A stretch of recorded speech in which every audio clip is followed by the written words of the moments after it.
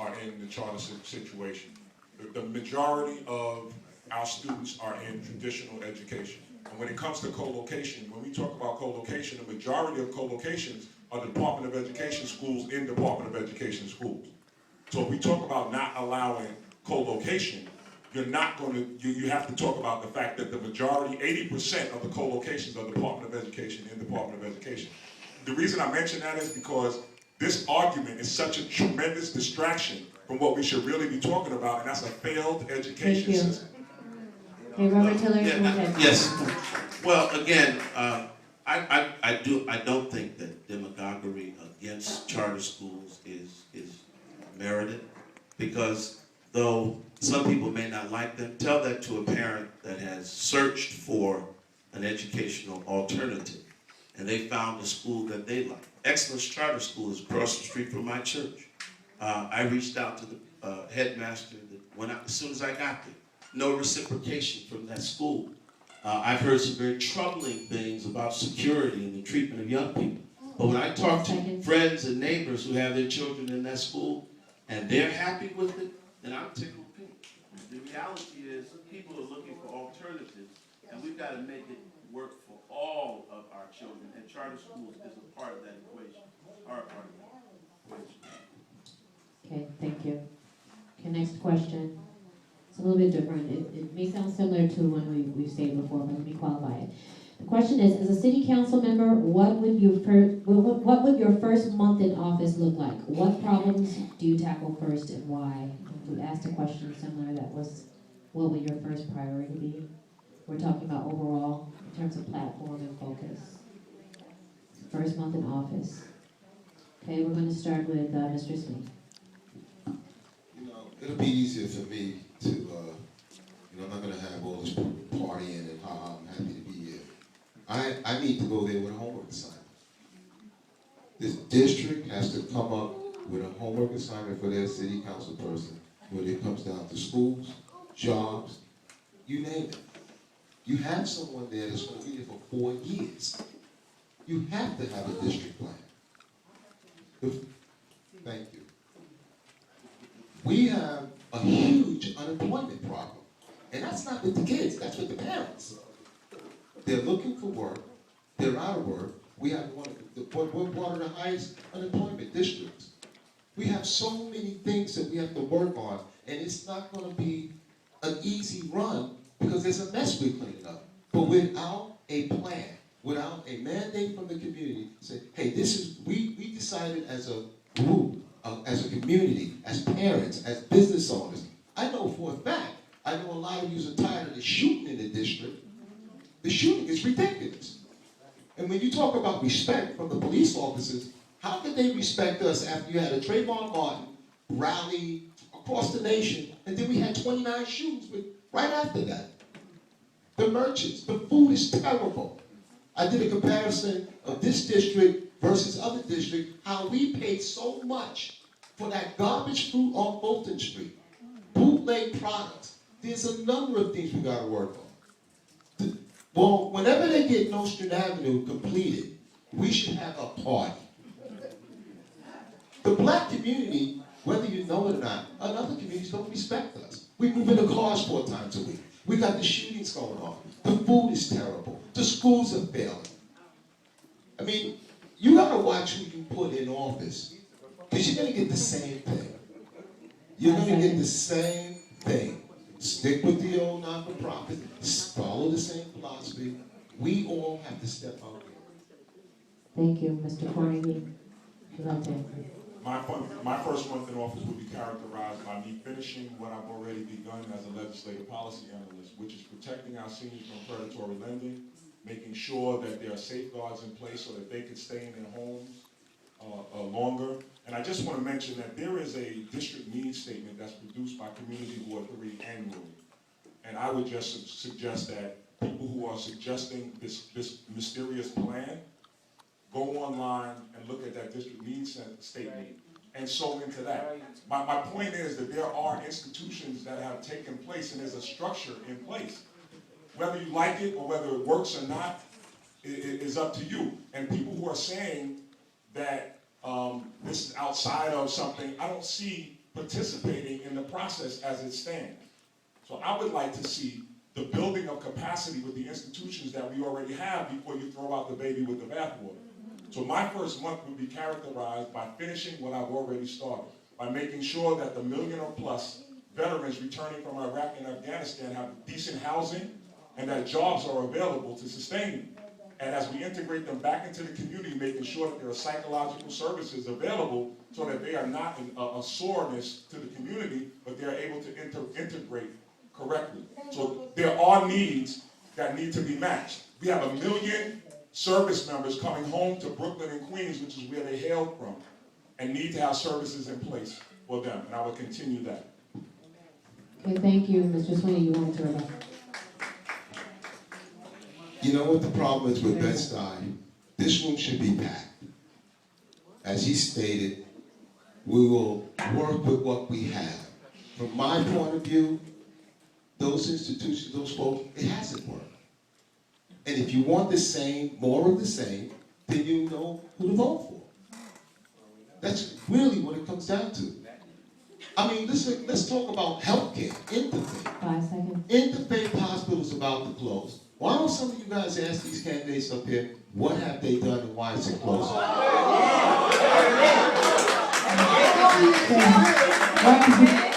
I know you want to respond to that. Rob, I know you want to respond to that. I'm going to give you a chance. I'm going to give you a chance. So Mr. Ford.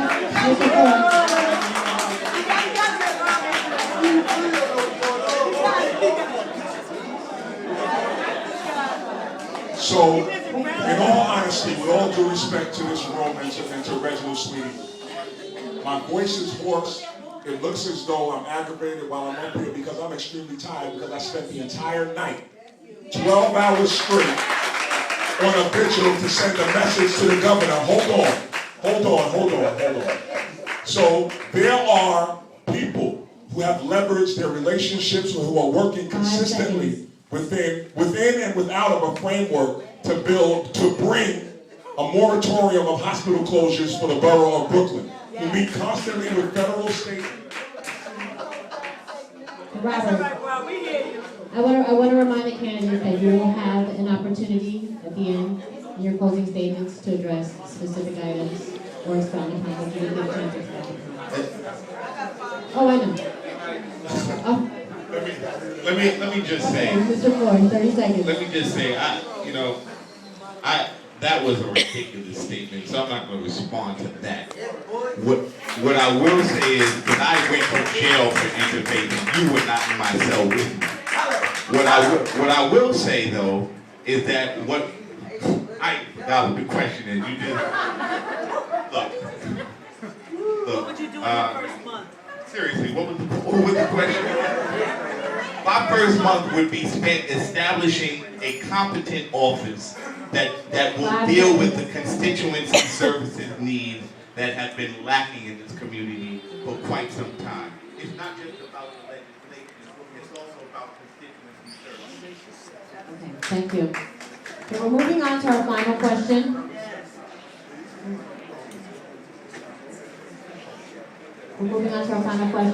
Again, I'd like to remind the audience and the candidates that the candidates will have an opportunity in the end, 1 minute, in their final statements to address specifics. Yes, the final question. So education, after-school funding for after-school programs were cut by 21%. What will you do to restore and/or increase the funding as well as support for after-school programs for all schools in District 16? We're going to start with Mr. Ford.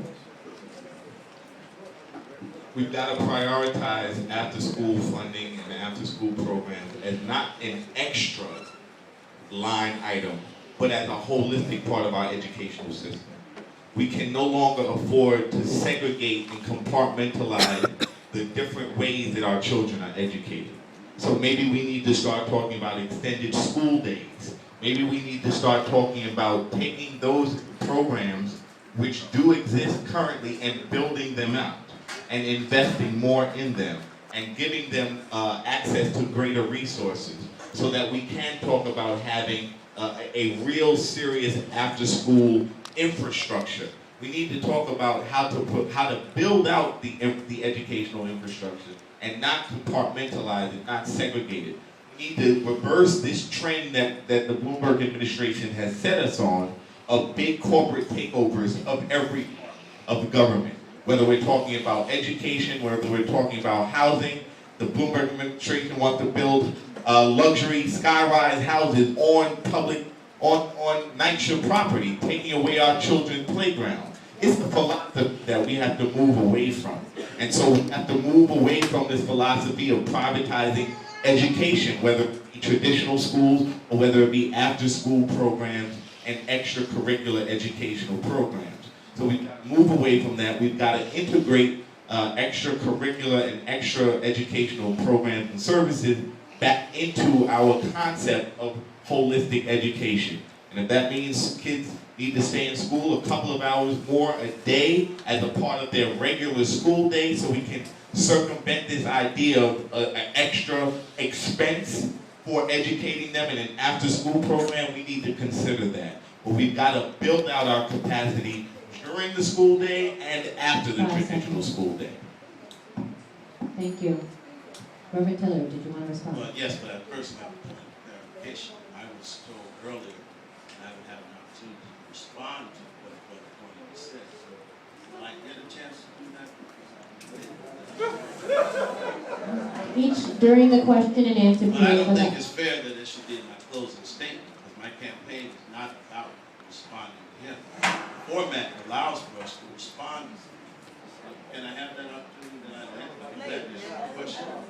I want to reiterate, as a member of the board, Community Advisory Board of Boys and Girls High School, as a person that is in the school frequently on a weekly basis, as a person who works very closely. I know Brother Wayne Devils is doing a great job, Mark 500 men, I understand all those programs are going on. What I am saying is I have not seen one of my opponents at Bedford Academy or Boys and Girls High School in the context of helping the advisory board and Mr. Gassaway improve that school. I do not shrink from that. In fact, I double down on that statement. And it's not a matter of being disrespectful, it's simply a matter of stating facts. You want someone who is running for the city council, who is in the council, that is demonstrated work. I have not said, I understand you're working on the road, but I have not seen you at Boys and Girls High School. I have not seen, I'm not talking about spending the night. I'm talking about being there every day. Mr. Cornegie, please allow him to, he still has a minute left. You'll get a chance. That is fine. Now, in terms of, Oh, go ahead, you have a minute left. and that question, really, the question. You got a minute. You have 36 seconds with Reverend Tiller. The question that I was asking. School program, did you Right. guys? Again, one of the things that New York City Council people have done is looked at other models that work. Cincinnati has a great model. You know, we've got a beautiful physical plant. It's under capacity. But instead of talking about how under capacity it is, I mean, we're supposed to like small classrooms. Let's talk about the holistic approach that they're using in Cincinnati, which we are implementing on the advisory board committee. Services, medical services, psychological services. Let's ramp that up. Let's be more. Thank you, Mr. Cornegie, you have 30 seconds.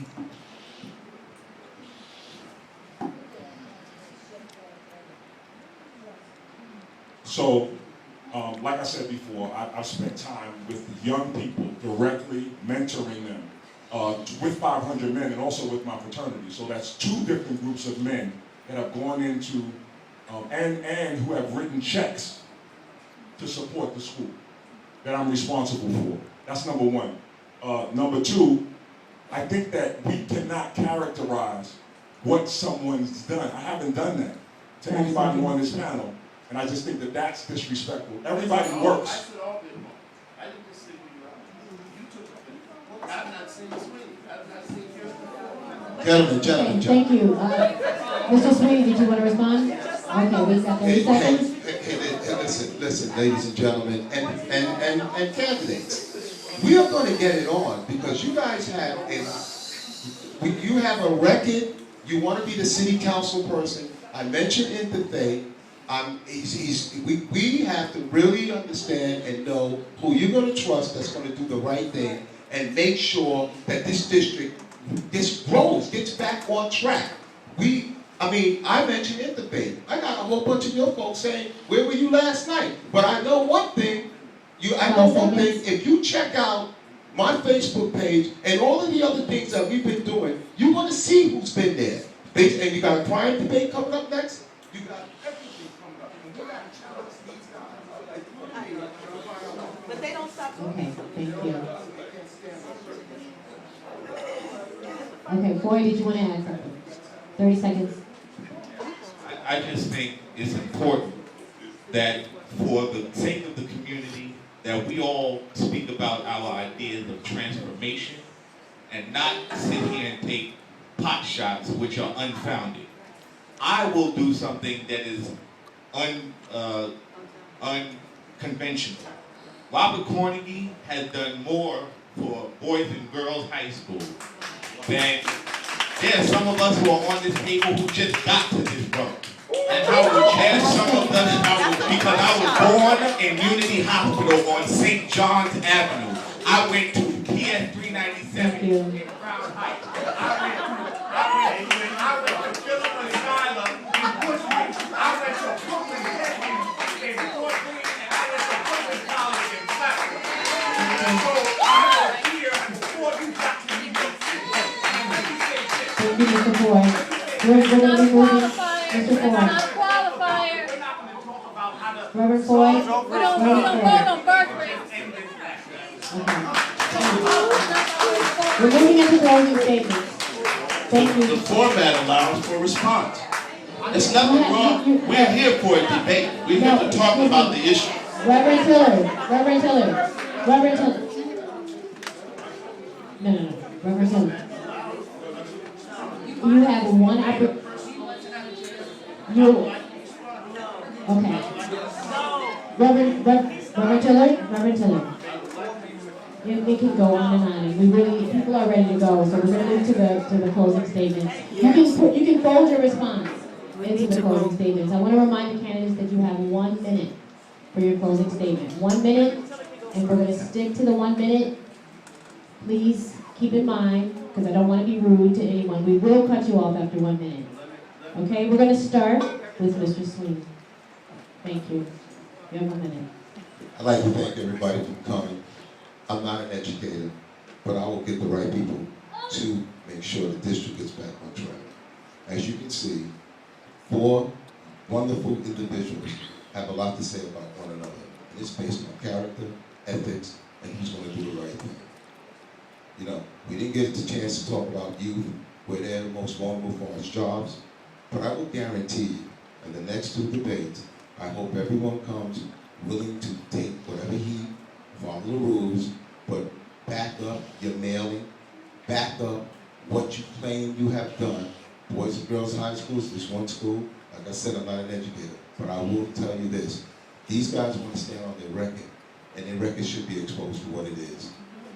We have the voter needs to 10 restore seconds. the democratic value, and no one has the right to play games with the public interest and public trust. They say in God we trust. So let it be. Thank you. I have always, Mr. Cornegy, you're next. Thank you. You have 1 minute. Don't say it for last. I began tonight with an excuse I was asked to be excused because I had a very pressing engagement. But I was scared to death to leave this room because if these men took shots at me while I'm sitting here, I'm scared to death what they would do if I left. But I want to say that I have been consistent and committed in the service of this community, inside and outside, when the lights are on, when the lights are not on. I have served. I came back to this community after having a very illustrious and enjoyable athletic career, and I have done nothing but serve. I serve as a district leader, which is an unpaid position. I serve on the community board, which is an unpaid position. And I believe that the voter will ultimately decide based on the body of work and the time spent and the effort and energy and the intelligence and the ability to either write policy or understand what's necessary from a city council level in terms of, in addition to advocacy. So I would just like to say thank you so much for allowing me to sit before you. I've enjoyed you this evening. Thank you again. Well, thank you, Reverend Floyd.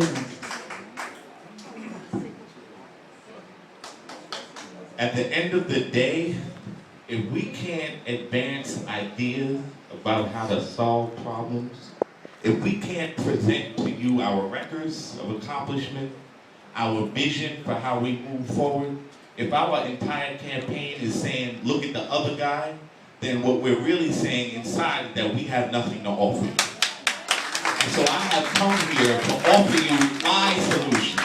And it's up to you to judge whether or not they are appropriate, or whether or not they are accommodating, or whether or not you agree with them. That's your job. Our job is to present to you what our solutions are for the problem. I'm not here to tear down any black man. There is enough tearing down of black men by society and each other.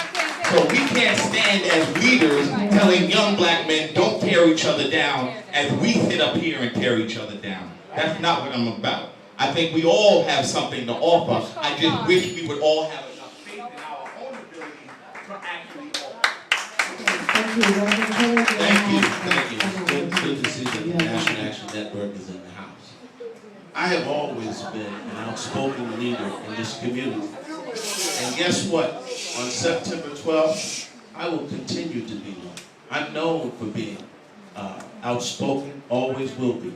And I'm known for being committed. Indeed, I saw Kirsten Ford when he walked in the door of the National Action Network. I had already been on the track 17 years before.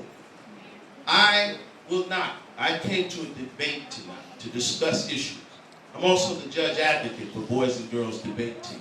It's a cheap debate tactic to personalize. I simply said I had not seen my opponents in Boys and Girls. You want a city council person. I've seen Councilman Van there, but I've not seen my opponents. My point is this. If we can't discuss the issues, yes, Reginald Sweeney and I have been on Interfaith Hospital, and it was not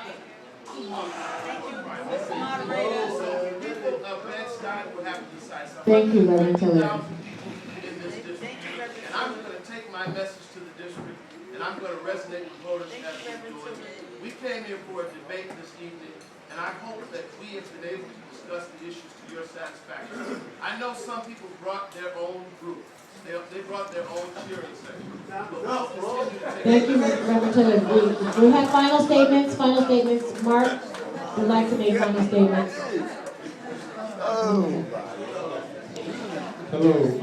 I think these four gentlemen come in, they've given their time, and I just ask you to respect them enough to be seated until we close. Okay, so I want to thank Rob Carnegie, Kirsten Floyd, Conrad Turner, Reverend Sweeney.